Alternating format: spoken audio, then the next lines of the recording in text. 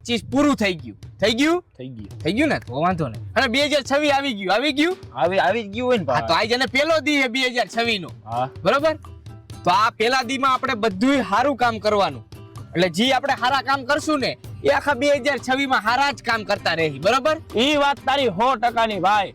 અને આપણે 2025 માં ખરાબ કામ જ કર્યા છે અને હવે 2026 માં આપણે સારા કામ કરવા પડશે. હા તો પછી અને તારું કામ થઈ જાય સારું આ નવા વર્ષમાં.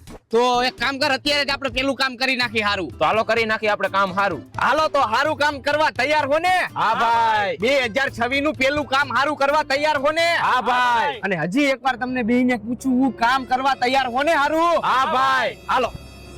ચીયર્સ.